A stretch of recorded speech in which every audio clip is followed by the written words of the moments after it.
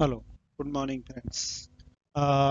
पिछली बार अपन ने पार्थेनोजेनेसिस की नेचुरल और आर्टिफिशियल उसके बारे में अध्ययन किया था। आज अपन देखते हैं कि जो पार्थेनोजेनेसिस है वो नंबर ऑफ क्रोमोसोम्स के हिसाब से उसको टू टाइप्स में डिवाइड किया जाता है। ठीक है ना?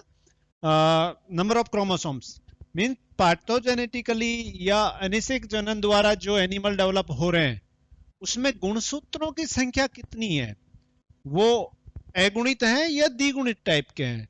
तो according to the number of chromosomes, ठीक है, according to the number of chromosomes animal categorise into two categories. जितने भी एनिमल्स हैं उनको दो कैटेगरी में, जो पार्थेनोजेनेटिकली डेवलप हो रहे हैं उनको दो भागों में विभाजित किया जाता है।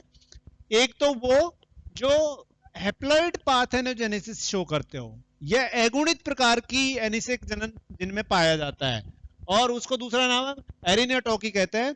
दूसरे वो एनिमल की कैटेगरी है जिसमें डिप्लॉइड पार्थेनोजेनेसिस या थैलेटोकी पाई जाती है। मींस जिनमें द्विगुणित एनिमल का डेवलपमेंट होता है पार्थेनोजेनेटिकली। तो इस प्रकार से according to the number of chromosomes animals को टू टाइप्स में डिवाइड किया गया। एक कैटेगरी वो जिनमें अगुणित एनिमल बनते हैं, दूसरी कैटेगरी वो जिसमें द्विगुणित प्रकार के एनिमल बनते हैं। ठीक है, अब सबसे पहले अपन उसके बारे में डिस्कस करते हैं, उन एनिमल्स के बारे में डिस्कस करते हैं जो एनिसेक जनन से डेवलप होते हैं और अगुणित एनिमल्स का या अगुणित प्राणियों का निर्माण करते हैं। तो इसके केस में सबसे पहले अपन देखते हैं इंसेक्ट्स। जैसा कि अपने पूर्व में भी डिस्कस किया गया है, जैसे ऑर्डर हाइमेनोप्टेरा, होमोप्टेरा, ये बहुत सारे उदाहरण हैं जिनमें अगुणित प्रकार के एनिसेक जनन पाया जाता है और वेल डेवलप्ड सोसाइटी पाई जाती है। जैसे कि अपन ने डिस्कस किया था हनी बी के बारे में। हनी बी को अगर अपन देखते हैं तो उसमें कास्ट सिस्टम पाया जाता है, तीन कास्ट पाई जाती है। एक होती है क्वीन यानी कि रानी, दूसरे होते हैं वर्कर्स जो जिंदगी भर काम करने का काम करते हैं, छत्ता बनाना, बच्चों की देख रेख करना, छत्ते में खाने की सप्लाई करना, और डिफेंस का जो काम होता है वो वर्कर्स और सोल्जर्स का ही होता है। उसके बाद तीसरी इसमें कास्ट जो होती है वो होती है मेल। ठीक है, अब जेनेटिकली अगर देखें अपन तो क्वीन होती है वो डिप्लॉयड होती है, वर्कर्स होते हैं वो भी डिप्लॉयड होते हैं, लेकिन मेल जो होते हैं उनमें नंबर ऑफ क्रोमोसोम एप्लॉयड पाया जाता है। मींस अगुणित प्रकार के प्राणी है, उनमें निषेचन नहीं होता। बगैर निषेचित हुए ही अंडा सीधा एक एनिमल में डेवलप हो जाता है। मींस यहां जो इस क्वीन के द्वारा जो ओवम जनरेट किए जा रहे हैं वो ओवम सीधे ही पार्थेनोजेनेसिस से डेवलप होकर किसका निर्माण कर देंगे, मेल का निर्माण कर। तो ये किस प्रकार के होंगे, हैप्लॉइड। नेचर में मेल कैसे होंगे, हैप्लॉइड।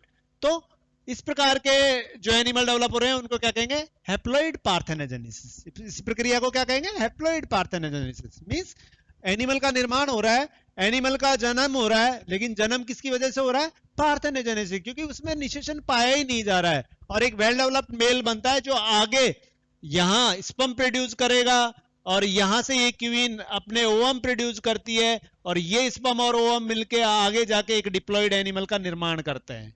ठीक है ना?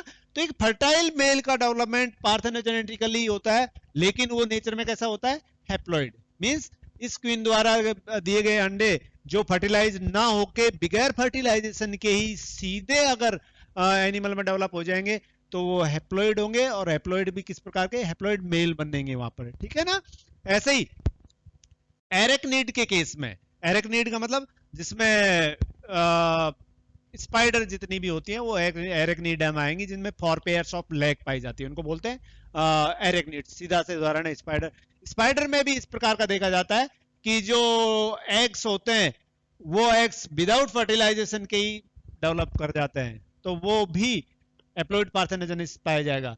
ऐसे ही रोटीफेरा में देखा जाएगा, जो रोटीफेरेंस होते हैं वो भी विदाउट फर्टिलाइजेशन के पार्थेनोजेनेटिकली प्रक्रिया द्वारा डेवलप होकर और मेल्स का निर्माण करते हैं। तो इस प्रकार से ये तीन उदाहरण है जिसमें इंसेक्ट में तो वेल डेवलप्ड सोसाइटी पाई जाती है, उसमें मेल सारे के सारे अगुणित पार्थेनोजेनेसिस से डेवलप होते हैं। मकड़ियां जो होती है उनमें भी मेल जो होते हैं अगुणित पार्थ, और रोटिफेरा जो होते हैं उनमें भी इस प्रकार का ही डेवलपमेंट देखने को मिलता है। ठीक है ना। दूसरा टाइप अगर देखें तो डिप्लॉयड पार्थेनोजेनेसिस या थैलीटॉकी। इसके केस में जो एनिमल होते हैं वो द्विगुणित एनिमल का निर्माण करेंगे, मींस इसमें जो पार्थेनोजेनेसिस के द्वारा बनेंगे वो डिप्लॉयड टाइप के होंगे। लेकिन इनमें नेचुरली मियोसिस की प्रक्रिया देखी जाती है, लेकिन कई बार क्या होता है कि मियोसिस की प्रक्रिया कंप्लीट नहीं होती है, या कंप्लीट होने से पहले ही वो कोई फेल्यूर शो कर देती है, या कंप्लीट मियोसिस होने के बाद भी वो गैमिट्स आपस में दोबारा फ्यूज होकर और उस कंडीशन, तो किस प्रकार की प्रक्रिया होती है जिसके द्वारा ये डिप्लॉयड शो करते हैं। ठीक है ना। तो डिप्लॉयड पार्थेनोजेनेसिस के लिए जो प्रक्रिया जिम्मेदार होती है, एक तो मान के चलो फर्स्ट जो कैटेगरी है इसमें है एमियोटिक थैलीटॉकी, उसको आगे डिवाइड किया एमियोटिक थैलीटॉकी, मींस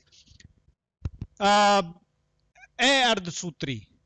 मतलब किसी न किसी कारण से इनमें क्या होता है, फर्स्ट मियोसिस जब होता है उस दौरान क्रोमोसोम्स होते हैं दो अलग अलग पोल्स पर चले जाते हैं आधे आधे। ठीक है, आधे आधे चले जाते हैं और दोनों पोल्स पर, जैसे ये एक पोल पर आ गया दूसरे पोल पर आ गए। अब आगे की प्रक्रिया क्या होनी चाहिए कि ये दोनों साइटोप्लाज्म डिवाइड होकर इन दोनों को अलग अलग कर दे, तो ये कैसे बन जाएंगे, हैप्लॉइड। ठीक है, लेकिन इसके केस में ऐसा नहीं होता है। जो एमियोटिक थैलीटॉकी उसमें क्या होता है कि किसी कारण से जो क्रोमोसोम्स है उसका डिवीजन साइटोप्लाज्म के डिवीजन के द्वारा फॉलो नहीं होता। मतलब और क्रोमोसोम तो डिवाइड होकर दो अलग अलग पोल पे चले गए, लेकिन साइटोप्लाज्म जो होता है वो ठीक से डिवाइड नहीं हो पाता, और वो कोशिका होती है उसमें साइटोप्लाज्म एक में ही बना रहता है, और इस प्रकार से वो भले ही अलग अलग पोल पे चले जाएं लेकिन साइटोप्लाज्मिक डिवीजन नहीं होने की वजह से वो एक ही कोशिका में बने रहते हैं। तो इसको बोलेंगे एमियोटिक थैलीटॉकी, मींस जो cytokinesis is not followed by karyokinesis. Karyokinesis का मतलब गुणसूत्रों का विभाजन, और साइटोकाइनेसिस का मतलब साइटोप्लाज्म का विभाजन। मींस जो साइटोप्लाज्म का विभाजन होना चाहिए था वो नहीं होता, और वो गुणसूत्र एक कोशिका में ही बने रहते हैं, और वो अपने आप में फिर एमियोटिक थैलीटॉकी कहलाएगी। ठीक है। उसके बाद में दूसरी आती है मियोटिक थैलेटॉकी। इसके केस में क्या होता है, किसी कारण से जो मियोसिस होती है उसकी फर्स्ट फेज अकर ही नहीं होती, वो साइटोप्लाज्म उसमें उसमें क्रोमोसोम होते हैं वो डिवाइड ही नहीं होते हैं। ठीक है, और वो माइटोसिस जैसा ही अपने आप को शो करता है। उसके बाद रेस्टिट्यूशन। रेस्टिट्यूशन का मतलब होता है कि इसमें जो होते हैं गुणसूत्र, वो गुणसूत्र डबल हो जाते हैं रिस्टोर होने की वजह से, किसी कारण से या कहो कि उसमें ना कोई चीज वापस आके, जैसे पोलर बॉडी है वो फ्यूज हो गई, तो वो उसको बोलेंगे ऑटो फर्टिलाइजेशन।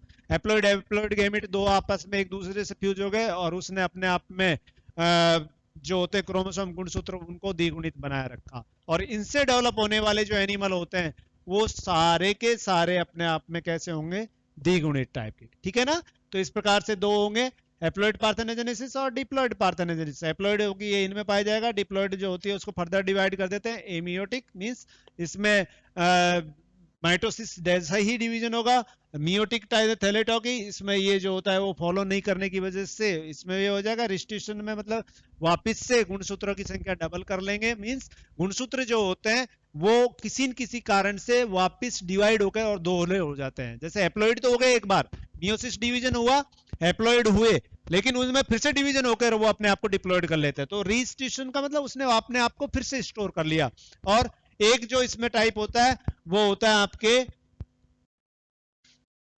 रीयूनियन। ठीक है ना, या ऑटो फर्टिलाइजेशन कह सकते हैं उसको, कि ऑटो फर्टिलाइजेशन। आपने देखा होगा कि जब ओवम का डेवलपमेंट होता है या यूजेनेसिस की प्रक्रिया होती है, तो मियोसिस जब होता है तो उसमें एक ओवम फर्स्ट मियोटिक डिवीजन में और एक पोलर बॉडी बनती है। ठीक है ना, ये ओवम भी एप्लॉइड है और ये पोलर बॉडी भी एप्लॉइड है। फर्दर इसमें ओके वापस, इससे वापस से एक ओवम बनेगा, एक पोलर बॉडी बनेगी, और इससे दो पोलर बॉडी बन जाएंगी। ठीक है ना, ये तो है सामान्य सी प्रक्रिया।